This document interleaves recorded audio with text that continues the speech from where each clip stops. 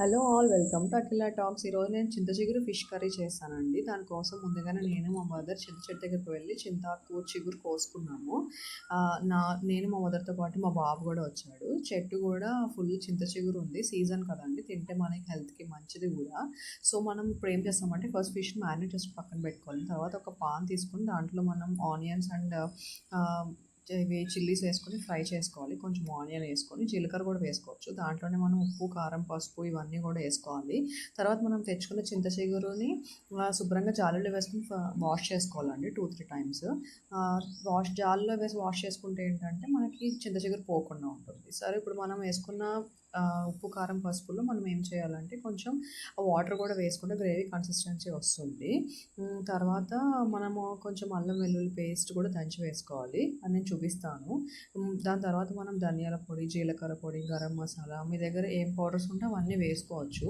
నేనైతే ఇవే వేసానండి, ధనియాల పొడి, జీలకర్ర పొడి, గరం మసాలా అవన్నీ వేసి నేను చెప్పినట్టుగా అల్లం వెల్లుల్లి పేస్ట్ ఫ్రెష్గా దంచి వేసుకుంటే కొంచెం మనకి టేస్ట్ అయితే బాగుంటుంది, ఫ్రెష్నెస్ వస్తుంది అప్పటికప్పుడు దంచి వేసుకుంటే. అది కూడా వేసేసాము. అన్నీ వేసేసి ఒకసారి మిక్స్ చేసుకోవాలండి. ఇంకొంచెం వాటర్ రిక్వైర్మెంట్ ఉంటే వాటర్ వేసుకోవచ్చు.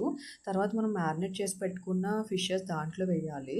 అన్నీ ఈవెన్గా స్ప్రెడ్ చేయాలండి. మీకు ఏమైనా ఎక్స్ట్రా ఫిషెస్ ఉంటే పైన వేసేసుకోవచ్చు, నో ఇష్యూస్. అన్నీ వేసుకున్న తర్వాత మనం దానిపైన లిడ్ పెట్టుకొని క్లోజ్ చేసేసుకోవాలి.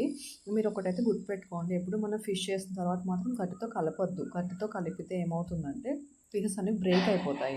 సో నేను చూపించినట్టు అలా మీరు క్లాత్తోనే అటు ఇటుగా అనాలి.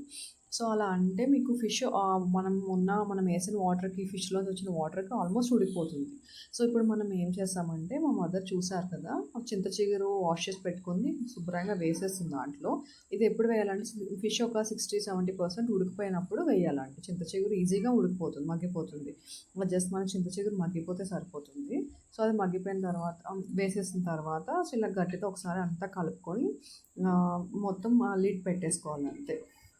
మీకు గ్రేవీ కన్సిస్టెన్సీ ఎలా కావాలి అంటే అలా ఉన్నప్పుడు కొంచెం దించేసుకొని సరిపోతుంది. మీకు పులుపు సరిపోలేదు అనుకోండి, మేమైతే మామిడికాయ ముక్కలు వేసేసాము. మీరు కావాలంటే చింతపండు పులుసు, ఆమ్చూర్ పౌడరు ఇవన్నీ కూడా వేసుకోవచ్చు.